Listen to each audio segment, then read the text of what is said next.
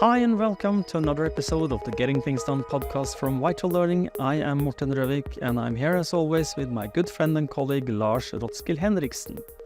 Привет, Lars. Привет, Morten. Good to see you as always, and it's always good to be with our listeners and viewers out there.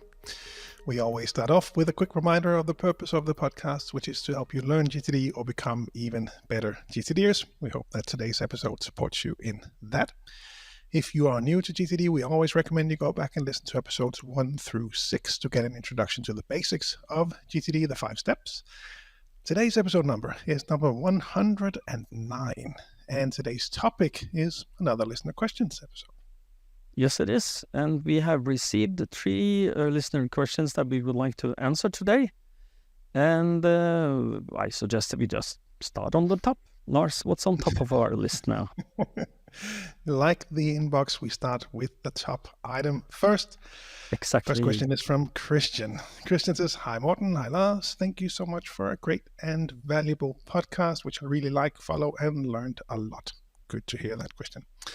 I wanted to share with you a fantastic way of capturing and digitizing handwritten notes. It's called Rocketbook, and I think it's a brilliant idea.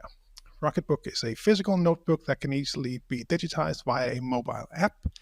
You can write in it using a special erasable pen and then scan your notes using your smartphone camera. The app then saves your notes as PDF or JPEG files, which can easily be shared and stored in the cloud. Once you have digitized your notes, you can erase them from the notebook and reuse it, which is great for reducing paper waste. I find Rocketbook extremely useful for taking notes during meetings, brainstorming sessions, and personal planning. It's effortless to use, and the app is intuitive and user-friendly. The only downside is that the pens included with Rocketbook are not aesthetically pleasing. They are plastic and don't have the look and feel of designer pens. I'm currently looking for a solution to this problem. But if you haven't heard of Rocketbook before, I highly recommend checking it out. Here's the link to their website, myrocketbook.eu. Best regards from Christian. Yes, and since I am the oldest person here, and actually do have tried the Rocketbook, or I've used the Rocketbook for a year and a half. I just want to start by zooming out a little, because this is kind of the holy grail for a lot of people, right. Myself included, the holy grail of having a way to capture notes and next actions using a pen on paper. And before Rocketbook came along and become the new kid on the block and the potential solution to the problem, there was a system where I think it calls Live Scribe, if I'm not mistaken, Live Scribe, where you had a really bulky pen who had a little camera, and it has special dotted paper, normal paper, but with special dots that indicated where the pen was on the paper, on which page of your book, and then it recorded what you drew or wrote on it. And then you have to then manually sync, at least the version I had, where you have to plug it in with a USB cable to your computer, and then download everything to your PC and the software that kept your notes. The thing that made it a little extra special is that you could, when you had like in your meeting, you probably should tell your meeting attendees that, but you can actually record the audio at the same time as you're writing. So you will then, what did I hear when I wrote this? And it then can go back and you can listen to that. That was fairly special. And I used that maybe for a year, maybe year and a half. And then I went back to paper, and just, this good old paper. You can't get away from that. And then I found the Rocketbook, and this is one of the pens that he don't like. This is a Pilot Friction ball pen. I'm showing that on my, for those of you who are looking seeing this at YouTube. This is but those of you who don't, it's a Friction Pilot pen, and it is a little unaesthetic. It's not very beautiful. It comes in a variety of a lot of colors. and it has an eraser on the end, so you can erase what you just wrote. That's fairly cool. You can do on normal paper, not only on the on the Rocketbook. The app itself, as he says, is fairly user friendly. One of the things that I like is that you have some codes at the end of the paper where you can tick where it belongs. There's like symbol like a 3-leaf clover and a star and different things, and then you can automate where they go.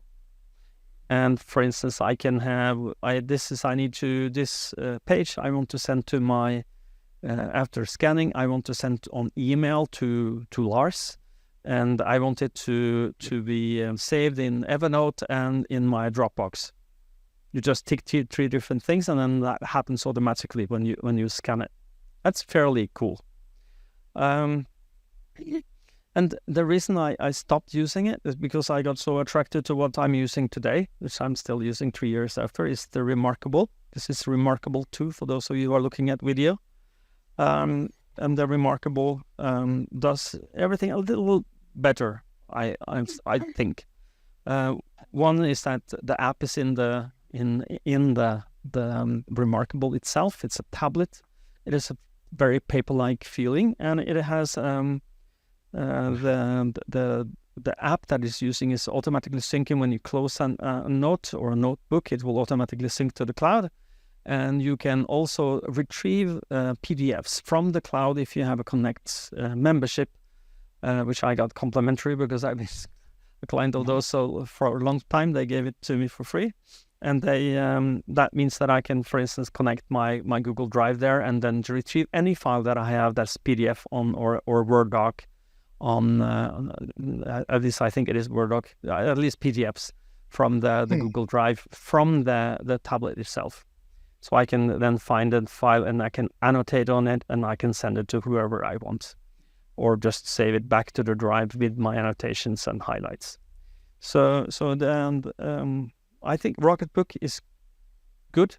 It's a good alternative to normal paper, and it is faster than scanning by your for example, Apple Notes have the possibility to scan things right into a note, which is a cool way of doing things, but it doesn't have the automation that the Rocketbook have. You can automate where it goes. You just tick the right boxes and then scan it, and voila, it goes where it's supposed to go. Have you tried this, Lars, at all? I have not, actually. No, I've seen it in the wild a couple of times and been introduced to it and seen some people that were very happy with it, just like Christian. I think I've more seen the Rocketbook. Sorry, the Remarkable that you just showed. Seen that more in the wild. Neither of them very much, but I guess this is also more for the sort of hardcore and note takers and those people who geek out on the tools like that. So no, I haven't really tried it. I've seen it a lot. You've demonstrated it to me, and I've seen some people very passionate about it. But for my part, I think I'm still okay with old paper, but that's that's because much of what I do will be on a digital device anyway. So that's where I'll be. But it does remind me, and it made me his question made me reflect on, this need that I think, at least in from my perspective, comes from a lot of people having their lists and tools in a digital format, and that does have it certainly has its ups and more ups and downs, I think, for most people. But the problem is that it does lack the flexibility that paper would then offer. So that means that people have this sort of hybrid approach with Remarkable, with Rocketbook, and I can certainly recognize that I find myself being more. I've sort of forced myself more to use just random notes, and they can be on paper, but they can be digital as well, just in Apple Notes, just opening up a new field. I can draw if I have my iPad. I can just write if I don't have that and just use the keyboard. That works okay for me. It's not been a challenge so far for me to just work it that way. But certainly if I needed more flexibility and noticed there was some kind of friction there for me, then I would certainly look into whether Remarkable or Rocketbook might be a good place to look. So notes would be one place. And also still, I'm weirdly excited about the mind mapping in MindNote that I used today. I use it. Yeah, Yeah. those who are listening who are on the what we call Vital Learning community in Denmark, the page that we've set up for GTDers and attendees of Crucial Conversations, and then all the things that we teach.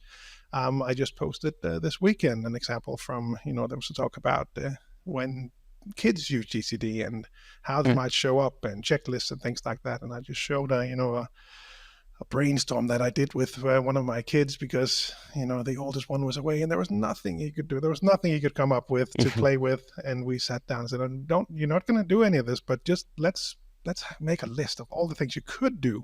And then I think 34 items we came up with, and then he sort of had to agree that, okay, maybe I can think of something to do. So, but that was in MindNote, and that works well for me, but could just have been paper, right?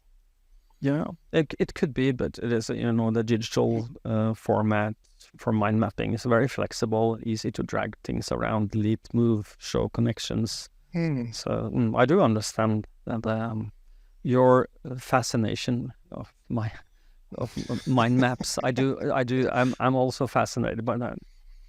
But just to and also a comparable something for Rocketbook vs Remarkable. Just a thing is that the Remarkable is not a cheap device. It's I think it is how many dollars? Maybe you could look that up while I talk about the Rocketbook. Yeah, because the Rocketbook is fairly cheap. It's and if I'm not mistaken, also the app and that you have on your phone or on your tablet is also free after you bought the Rocketbook, if I'm not mistaken, if nothing has changed. And but a Rocketbook is how much? $279. I think it showed up as the Remarkable 2. Yeah, in dollars. Yes. So $279 vs what is a Rocketbook? It's like 1/10, $27 or something. Yeah, maybe. Yeah. Remarkable Rice is what I started to search for, and that was quite a bit cheaper. So just what is Remarkable Rice? If you miss out the P, then you'll get different search results. Yes. I'm not sure what you're looking at now, but well, your smile is either funny or a little naughty. Remarkable Rice, I don't think is that is just food. Yeah, I'm sure it is. $35. So, and a notebook there for Rocketbook. Sorry, did you find the Rocketbook? The Rocketbook, $35 for the okay, so it's one. So it's 9 times. Sorry, you can have 9 books, Rocketbooks, to one Remarkable. Yeah. So it is not only convenience, but it is also a price is a factor for a lot of people, especially now. I'm super happy with my Remarkable. If I didn't have Remarkable, I would use Rocketbook. So that's my take on this. Okay. Do you feel we have answered the question? Yeah, we wanted to share this recommendation and add our thoughts. I think we've done that, so we can go to question number 2, which is from Greet. He says, "Hi, I am an avid listener of your podcast. In a few weeks, I've listened to 47 episodes already. Holy smoke! I hope you're okay." He says, "I find it really supportive GTD overdose of my implementation of GTD. So thank you so much for that. I have a question, but maybe you've already covered this item. I'm listening to episode 48 as I write this message. Don't multitask. One thing at a time. But anyway, he says, which habits help me in implementing getting things done? I know the 5-step process, weekly review, etc., but I'm guessing there is more to it. I'm thinking about things like adding some time after a meeting in order to process my meeting notes, in order to capture anything from that. After every execution of a next action, questioning myself what the next one is. Next item could be crossing off next actions as I complete them. I know it's very basic, but still a struggle for me having undiagnosed ADHD.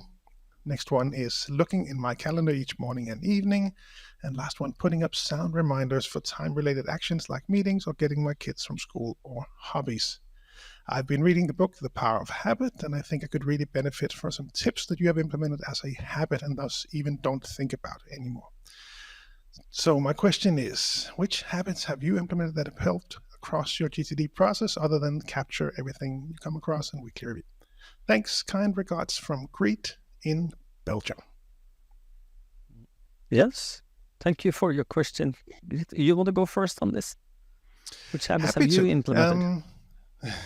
No, I think well, first of all, I just want to, applaud the listener for or viewer, whatever it was, for the tips. I think those are really great tips, and that's also Mm. part of the reason why I wanted to add this question today, because adding some time after a meeting to process out meeting notes when we can. That's a great thing to do because you can quickly go through it. It's all fresh in your memory. You can easily go through, clarify, and organize however you need to do with those meeting notes.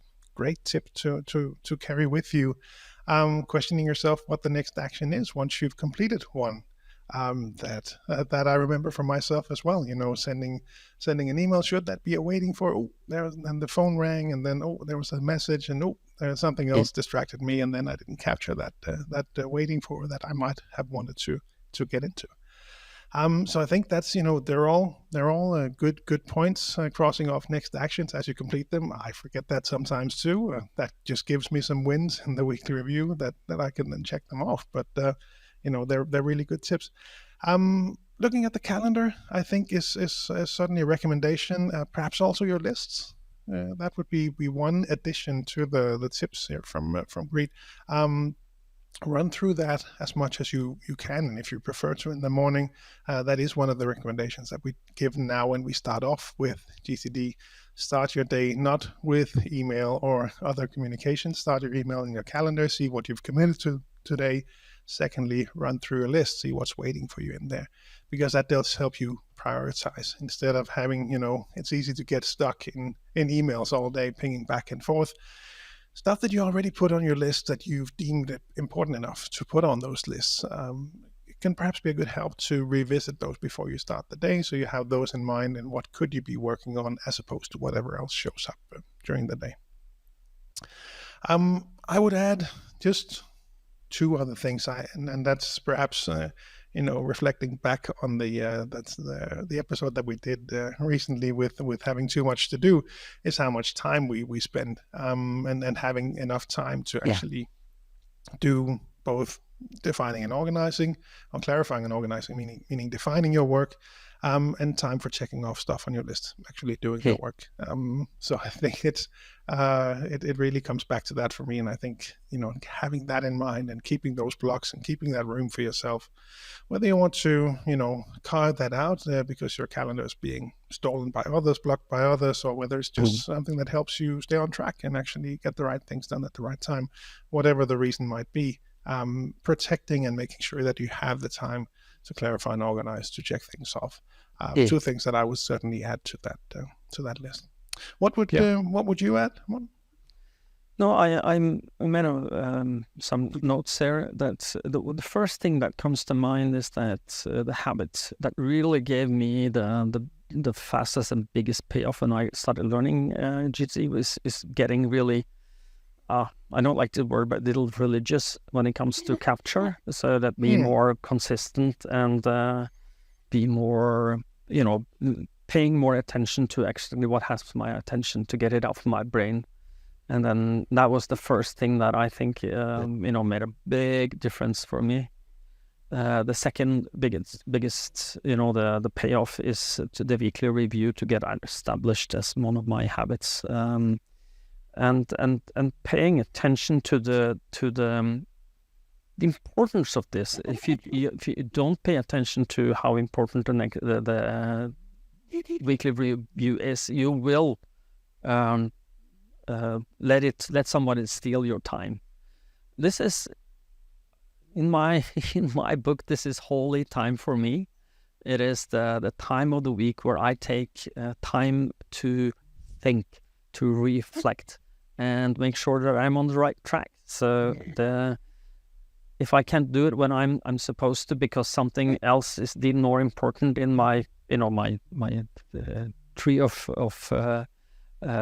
values, then I will move it. I will make sure that I am doing my weekly review, because if not, I don't feel good. So one of the things that I've been thinking about also when you were talking, Lars, is that my pet peeve with a lot of clients that I do, or the pet peeve, I wouldn't call it that, but it's kind of one of the things I'm stressing people to do, is that you need time to just reflect throughout the day. You can't, if you run from meeting to meeting, you are not going to get some of your, your list system is going to go stale because you're not using it, and you will put things in there if you don't tick them off as done at some point.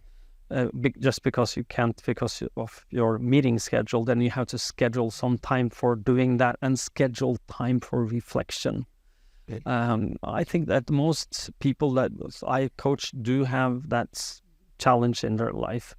So set aside time for reflection. It is a beautiful thing. A lot of people get giddy and excited. Well, I can think about my work. Yes. It's kind of like, duh, of course you must, to make sure you're doing the right work. You have to think about the work, but it doesn't come automatically.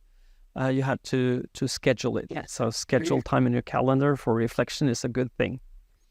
And my last little note here that I noted down is something that I have benefited from when I learned GTD or trying to get better, is my daily checklist. Morning checklist. What do I do in the morning? What do I do at noon? And what do I do before I leave the office? And we've been talking about this before. I think we do have an episode with checklists. I think we made sometime in the past, or what? Yeah, episode 104. So that's 104. The one that will be referred to in the next email as well. Yeah. So the idea with the daily checklist is just to make sure that what you decide to build as a habit gets a place to land, so that you can see it. So in the things that you put in your list system are things you need to get done. But for example, you wouldn't put clarify and I wouldn't anyway, clarify and organize emails there. That more or less happens by itself. But having reaching an empty inbox, clarify and organize everything on a daily checklist helps me, or this is past tense now because this is an established habit with me, but when I help me at that time to establish that habit. The same with making sure that you are doing, the weekly review is part of, you have a checklist for that. So the weekly review checklist is also a helpful tool to use to build the habit of doing the weekly review. So anything to add on top of that again, Lars? No, just echoing what you said, and using that daily checklist as a way to establish those habits. Coming back to the power of habit, I think that's a great way to sort of just reinforce that what I'm trying to do, what I'm trying to become better at, what I'm trying to just do naturally during the week or during the day, and having that checklist, either the daily checklist that we talked about in episode 104. Or the weekly review checklist customized to your needs, and then having those on that list, perhaps the 5 or 6 different ones that Greet mentioned, or perhaps some other ones that you're trying to implement. I think that's a great tip. Good. Should we then move on to the last listening question? Let us do that, and that is from Kim, and he wrote this I think very nice email, which seemed to be sort of a mind stream of thoughts, and I just really appreciated it. So I wanted to it's somewhat long, but I wanted to go through the whole thing and simultaneously translate it from Norwegian to Danish. So let's see how that goes. Maybe to English. Let's try with English. Danish would be interesting as well, but yeah, you're right. Let's go for English. And I could do from Danish to English. Yes, no. We can collaborate on this. He starts off by saying, "Hi, thanks for a great podcast. I've listened to most of the episode and especially liked the most recent episode about checklists, episode 104. Routines and checklists are probably some of the most important things to do to be organized.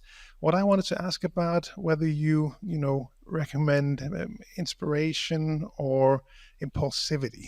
So let's say that how do you then handle that? So he says, let's say that you come across an interesting article on the internet or perhaps an ad on social media. You follow the link because there is, it sounds like something you're interested in. It might be cooking, it might be, garden work, it might be running, or something completely different. And then you find a free, guide or something where they really, suggest that you can really learn something smart from this. And of course, you want to be smart, so you click. It says, yes, give me everything I can get. With this free gift follows a subscription on a newsletter, or you get a lot of emails that are reminding you about this, signing up for a seminar, buying a product. You probably recognize this flow from stuff that you have tried out as well. And the result is that you have an inbox with a lot of emails about stuff you should do something about. You want to, make good food. You want to have a nice garden. You want to run far. So regardless, these emails still, they are representative of a reminder that there's something you wanted to do, but what am I going to do about them? So a starting point could be just delete them. That would be the easy way to start. But of course, new ones will just show up, and I made inbox 0 that much more difficult to get to. So why not just unsubscribe from the newsletter, you might say? Well, what about my wish to actually make good food, my dream of a beautiful garden, my dream of running far? Will these dreams just be banished to someday, maybe to never again see the light of day? At least with the email, I get a sort of regularly occurring reminder with my dreams and hopes. How can I get my someday maybe list to be a place where I can go for inspiration? Should I create a mood board for everything on my someday maybe list? How frequently should I revisit this someday maybe list? Should you perhaps be better at having a good and bad email and only managing with the bad one? But then you end up perhaps like Lars in the episode about checklists, where he forgot to check an inbox. Yes, I know, put it on a checklist, but is it that simple and complex? I think I'll round off here. Come to think of it, perhaps I should check if you already have an episode about someday maybe. Thanks again for a great podcast from Kim. I just thought that was fantastic. Really, really appreciated that email. Yeah, me too. It reminds me of our good friend and colleague in Finland, Jukka Backman. He kind of like processes as he writes. So it's kind of like I write this down, and it releases a lot of thoughts on my behalf and reflections. So thank you, Kim. While you were reading, I took a lot of notes, and if you don't mind, I'd like to go first. And my first thinking is that because the road to hell is paved with good intentions. That's it is. So the problem with the hell in GTD would be to overwhelm yourself. You feel you're missing out on a lot of stuff when you are supposed to do something, and you don't have control and you don't have overview. And that overview could come with what am I putting on my plate? What do I put on my someday maybe? And I think all seasoned GTDers had at some point filled up their someday maybes with a lot of things, and you looked at it and kind of like a fuse closed your brain and you did something different when you looked at that. So if you feel overwhelmed by your someday maybes, it's a good idea to take a trip up to Himalaya, your own little Himalaya mountain in the horizons of focus, where you find what is my purpose, what's my values, what's my principles that I will not break, and then how does my vision for my life look? Because I think that the good intentions are, I think, and this is my personal opinion, I would love to hear what you think, Lars, but I think that we have infinite opportunities. You can do almost anything, anytime now in this world. And a lot of people love the freedom GTD gives you to be the all-inclusive.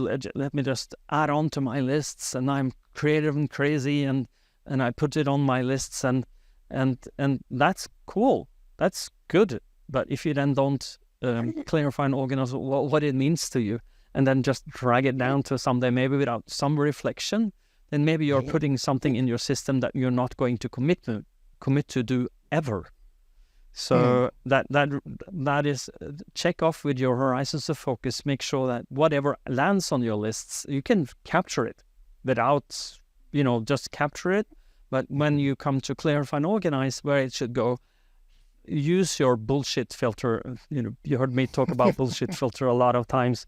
I told you when my son was 13, he taught his father a word that I'm using today. It's like, seriously? Am I ever going to do something about this, or is it a good intention? Because if your system is bogged down with too much without, that's you seriously never will look at it again, then you are overwhelming yourself. So Lars, what do you think about this? Or am I on the right track? That makes total sense.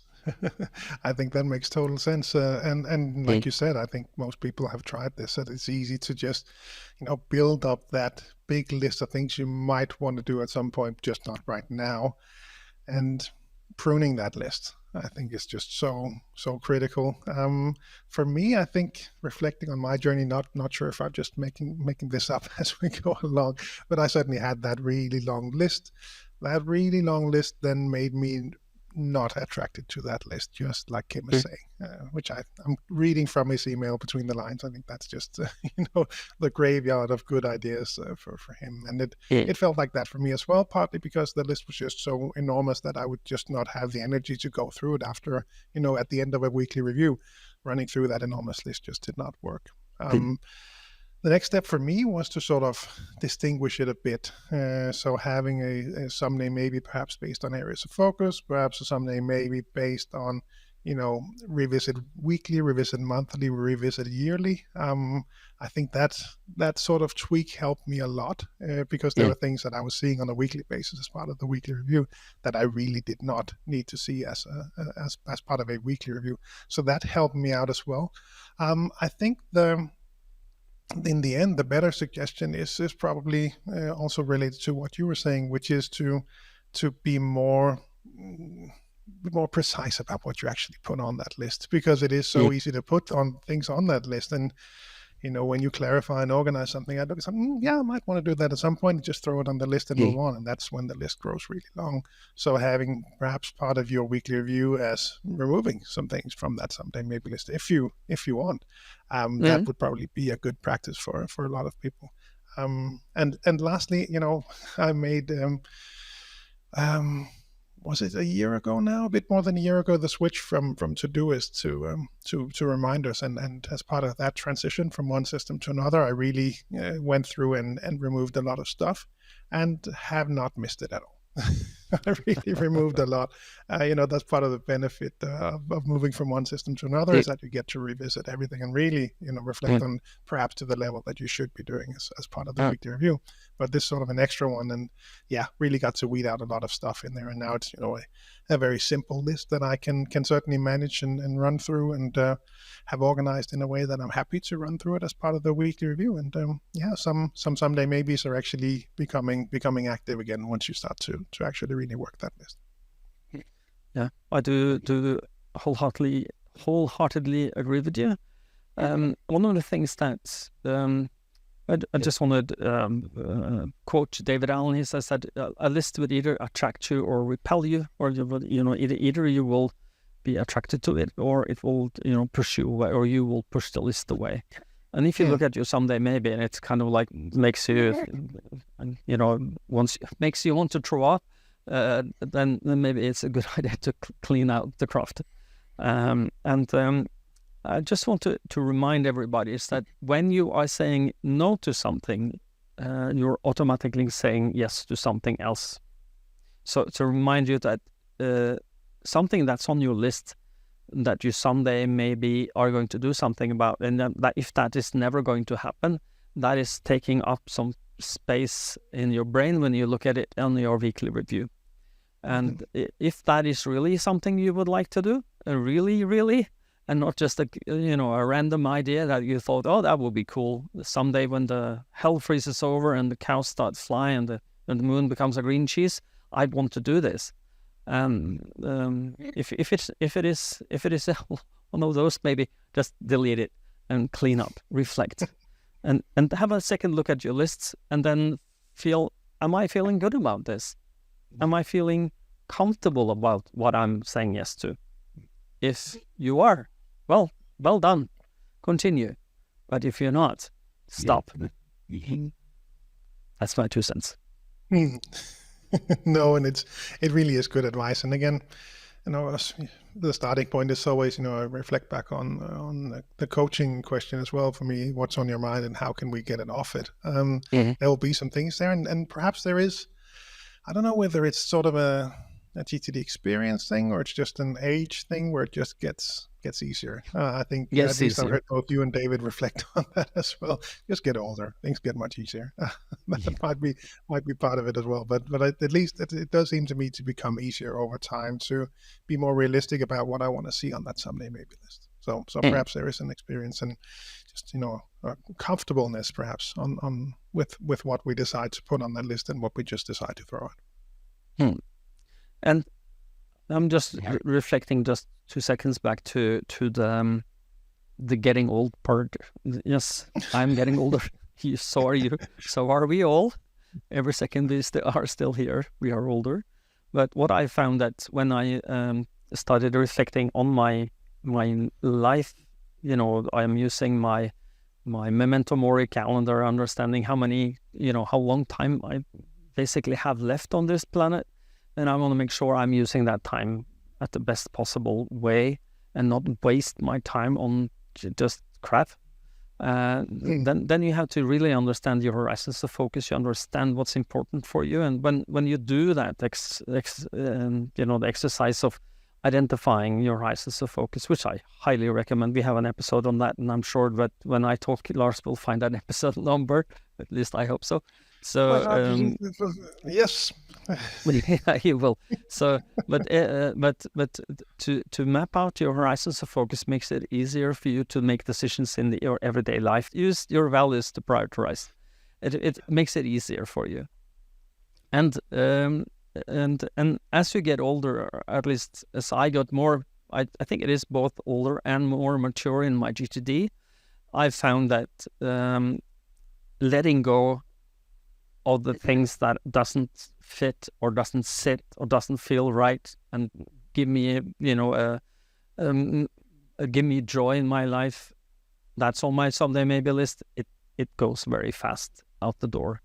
And just make sure that you are focusing. Use your brain power to, the GTD tagline is freedom, focus, GTD. So freedom to focus on whatever you want. And GTD gives you the freedom to do that. And if you feel that your system is bogging you down so you don't have the freedom to focus on whatever you want, then you're not doing it right. You have to clear out your lists. Again, my 2 cents. And the answer to your question was episode number 9. Yep. That's when we spoke about the horizons of focus. But of course, we touch on that pretty frequently. We also talk about, using GTD horizons of focus for companies, for example. Yep. We talk about that in episode 53. So there's a lot of episodes, I think, where we touch on this. So yeah, like you said, good information to work with, good framework to spend some time with. And it is a good part of GTD that a lot of people, and it's not a place where you should start your GTD practice, the horizons of focus. I think I can count on one hand of the almost 200 coaching clients that I've had since I started that where we started with horizon focus. A fairly recent one where we started, but we started first on trying to identify a system, and after a while I had some tingly bells going off saying that we are not doing this correctly. This person does not get excited about getting things done, so we have to start with motivation, which is often found in the horizons of focus. So but most people do start with creating their system, establishing, the calendar and the list system where they want to have their next actions and desired outcomes and all the rest of the good things of getting things done. But when that is established, when you are feeling that you are filling it up with the next actions and desired outcomes, and you feel good about that, then you free up your brain to start lifting your gaze to the horizons of focus, trying to identify, hey, why am I on the planet? What do I want to achieve? What's my values? What's my principles? What's my vision for how, when I live my life, how is it looking? And am I doing that now, or would I do it in the future? So it is a very powerful model, and but A most likely must come before B. Yeah, no, I completely agree. I think where I have tweaked my approach slightly over the years when it comes to especially coaching clients is how good do you then have to be at the basics before the higher horizons start to surface? Because sometimes, at least for me, when we spoke about this, and certainly I'm with you that we start off with a control aspect, and then we look at perspective, start off with the 5 steps before we go for the horizons of focus. But how good people have to get. I'm working with someone, I think, a week from today. We've started off with the basics. There's much more we could be working on next week, but I think we will actually zoom out a bit and start to work on the areas of focus and accountability, because that will then clarify some things. I think that is where we will find some more time for him, coming back to that primary focus of mine these days, finding some more time for him, because I know that is what he needs as well. He needs time for other things. So we will go to the higher horizons, just the areas of focus and accountability that will, predicting the future is hard, but I'm predicting that will then lead to a discussion with other partners and people around him, how to spend their time, who should do what, which will then open up some more time for us to then go back and perhaps tweak some more of the basics. That's my guess, at least. So sort of a balance in that, but completely agree. Starting off with control and then start to look up. Correct. I do agree. And this cleaning process, if you want to clean your, someday maybes out, it will give you a reward. The reward being that you feel lighter after, because you've taken some, hard decisions on what should ever get your attention, and it helps you become more in, I wouldn't call it more liking your system. I was going to say more in love with your system, but I understand that might be over the top. But your list system becomes a very good companion of you. You will have a very good friend in your list, because your friend is your brain outside your brain that will remember everything that you don't need to. I had a coaching client this morning. He asked me, "What are you doing on Thursday?" And I said, "I have no idea." I can look at my calendar, I will know. But until then, I know everything is under control. I don't have to remember what's going to happen. If it's under control, I can forget it. And if you look at your desired outcome, your someday maybes, if your someday maybes are too many, you are not feeling good about that at all. And you will resist looking at that list, because it's kind of like it's mentally mugging you. He'll hit you in the face and say, "Don't look at me, look somewhere else." And I think that if you're doing your weekly review regularly and do it with the bullshit filter and seriously, am I ever going to look at this again? And then clean out, it will be a cleansing process that will feel good. It feel like you've cleaned out your garage and you walk in there and you feel, things have changed now. I feel better about this. What do you think, Lars?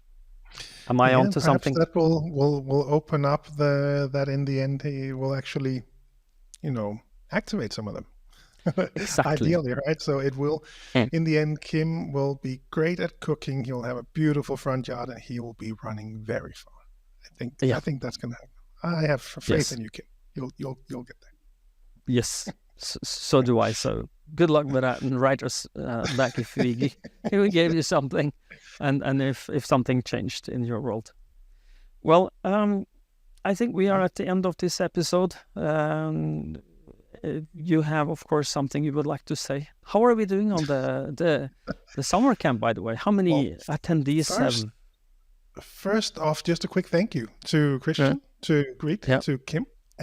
Hope this was helpful. And keep those questions coming. Podcast at please. vitallearning.dk. I almost said the wrong one. Podcast at vitallearning.dk.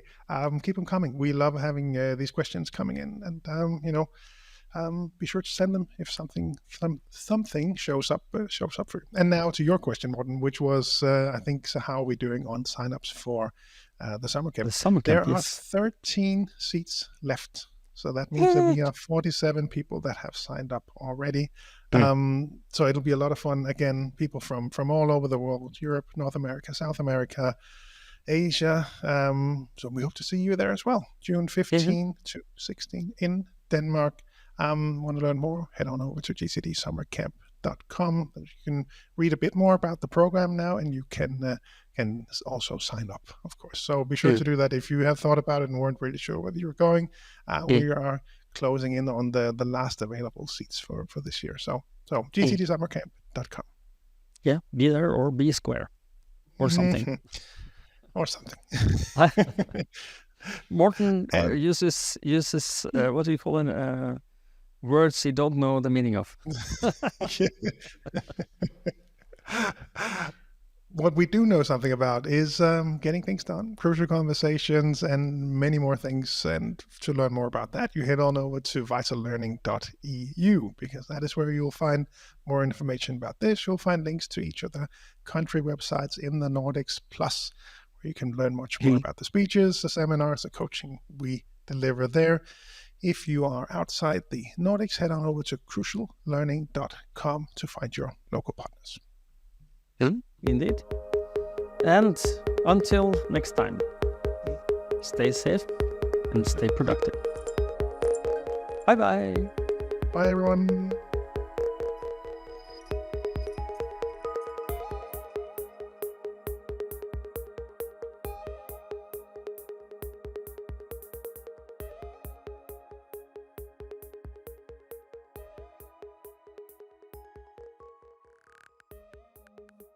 The prioritization becomes easier because you're prioritizing.